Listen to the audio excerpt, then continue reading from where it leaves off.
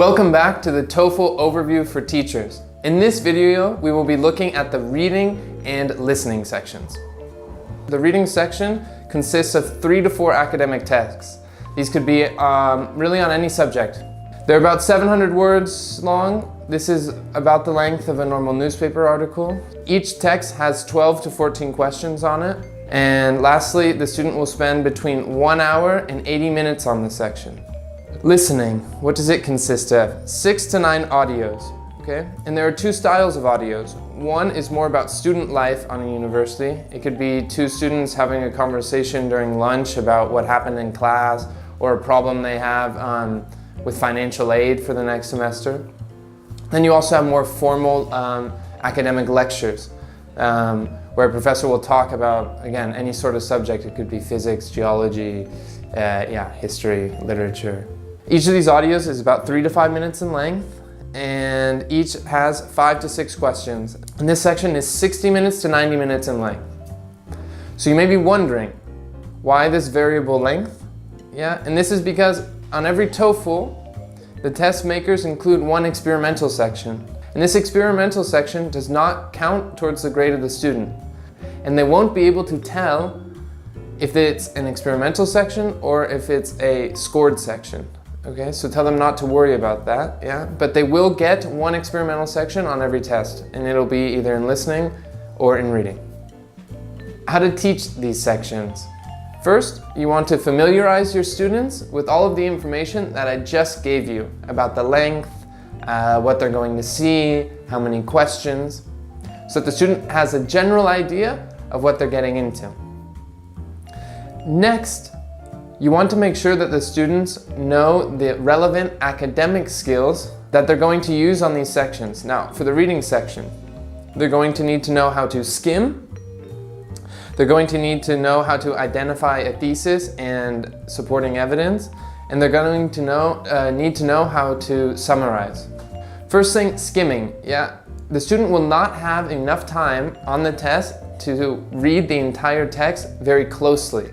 So they will need to know how to read the first lines of a paragraph, maybe the last couple of sentences of an introduction, and the first couple of sentences of a conclusion in order to have a general idea of the text without having to read the entire thing. This is also where identifying the thesis and the supporting arguments comes in handy. And this is where the student knowing the 5-paragraph essay format becomes very helpful. For the listening section, it's super important that the student learn how to take notes. Okay? They are allowed to take notes during the audio sections, and really they will not be able to answer the questions if they do not take notes. Okay? So while they're listening to these audios, they need to write down what they think is key information. And there are some tips about this. If anything is ever repeated, for example, it's probably important for them to include it in their notes. If the professor slows down to give extra emphasis to a point, that's also probably going to need to be in their notes and might be asked about in one of the questions. You want to familiarize the students with all the different types of questions that can be asked on each section. Okay? Here I have listed them. I'm not going to go through and explain them all right now. They are in your TOEFL book.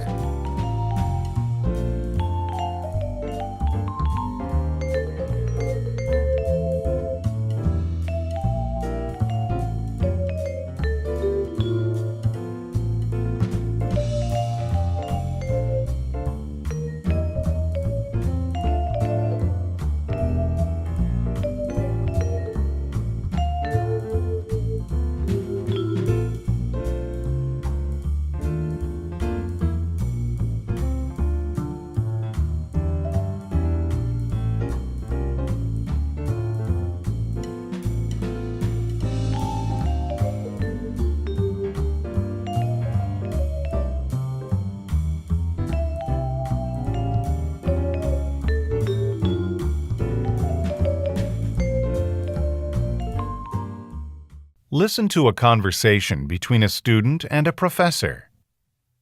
Excuse me, Professor Thompson.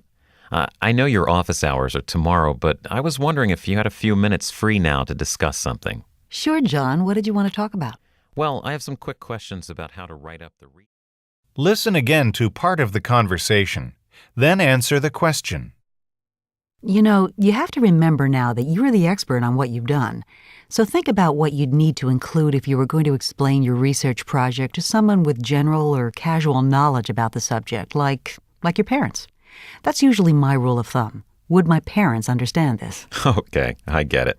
I hope you can recognize by my saying that how much you do know about the subject. Why does the professor say this?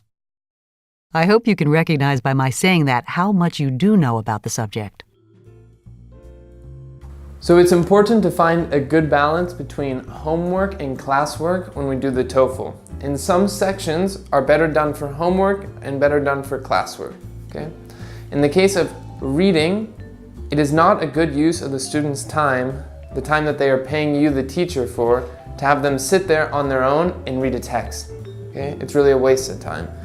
So it is better to assign a reading section as homework, have them do it in their house, and then bring their answers to class, and you can review with them their answers, how they got them, maybe why they got some of them wrong. Okay? And this is a more efficient use of time.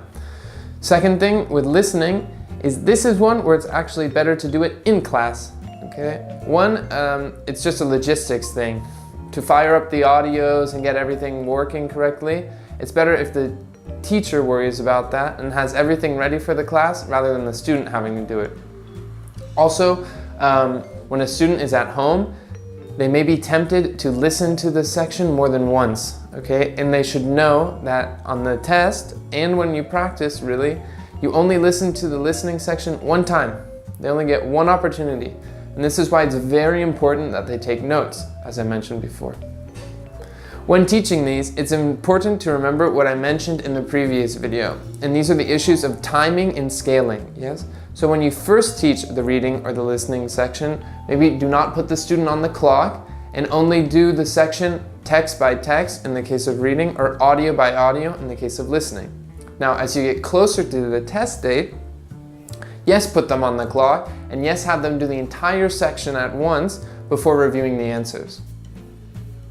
Lastly, students should be practicing their reading and listening skills on things that are not only the TOEFL. Yeah, we want to encourage them to read the news, to watch TV, to listen to movies, music, YouTube videos, all sorts of other activities that indirectly will prepare them for this test, but that are also a bit more entertaining than just having to do more academic work.